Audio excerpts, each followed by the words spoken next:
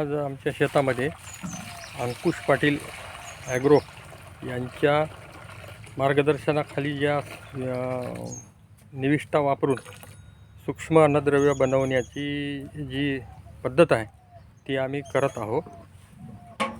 सर्वप्रथम आम्ही याच्यामध्ये गरम पाणी घेतलेलं आहे। आता प्रथम त्या पलीकडच्या त्याच्यात फेरस टाका। हे सगळे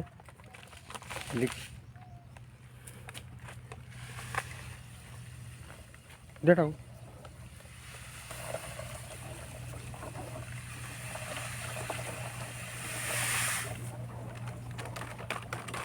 आता या मोठ्या याच्यामध्ये हे पहिल्यांदा टाका।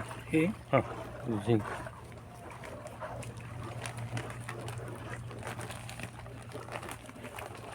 ते क्रमशः टाकावं लागते।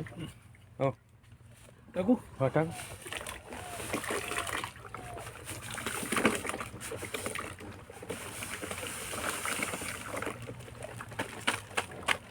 त्याच्यानंतर मॅग्नीज टाका।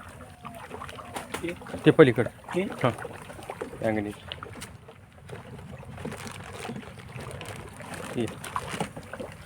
हे मोठी डाली हां मोठी त्याच्यामध्ये टाक। मॅग्नीज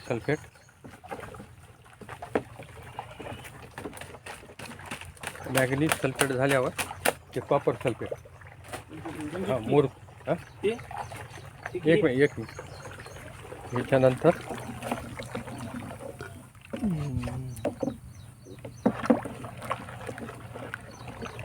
हे टाकायचं। हे का? हां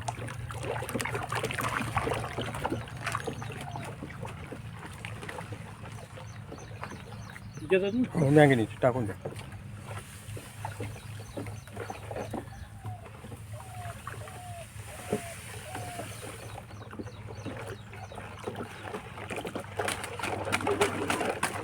पाणी अगदी गरम होतं ना। आणखी नाही हे आता की नाही ते कॉपर सल्फेट टाका। कॉपर सल्फेट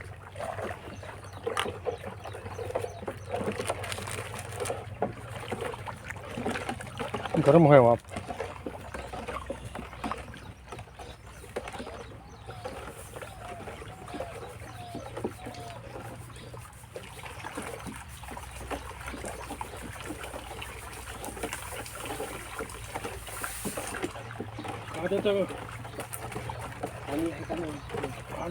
कॉपर सल्फेट झालं।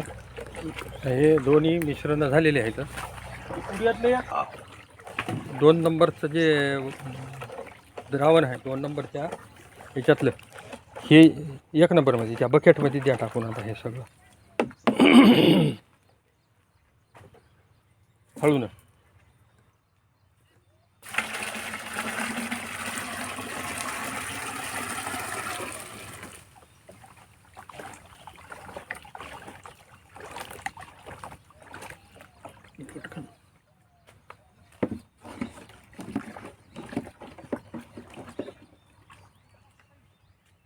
कॉम्बी।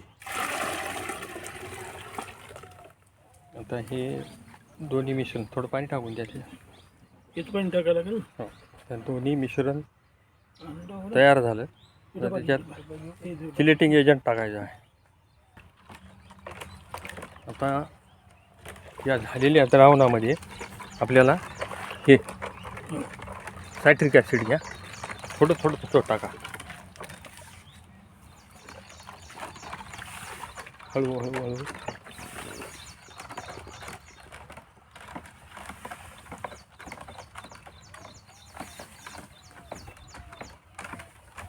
तो सायट्रिक ॲसिड हा चिलेटिंग एजंट आहे।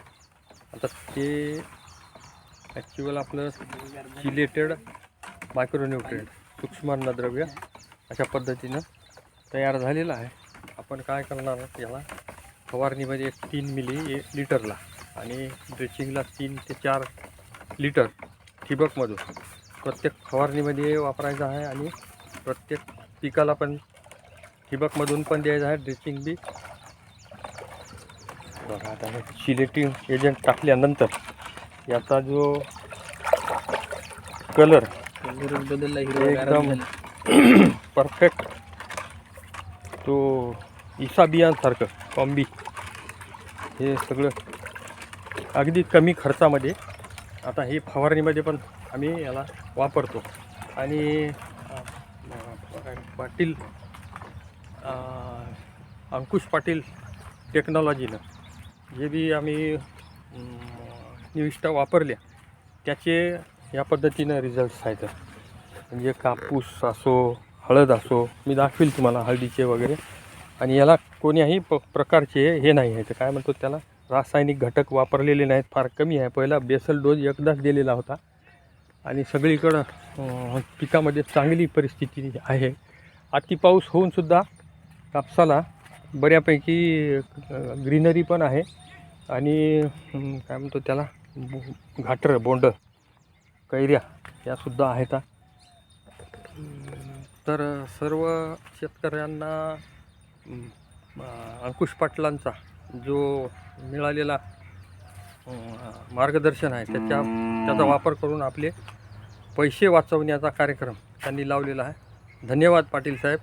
सर्व शेतकऱ्यांना आव्हान आहे की त्यांनीसुद्धा आपल्या शेतामध्ये पाटील साहेबांना सांगितल्याप्रमाणे निविष्ठा वापरून होईल तितका खर्च कमी करत राहावा.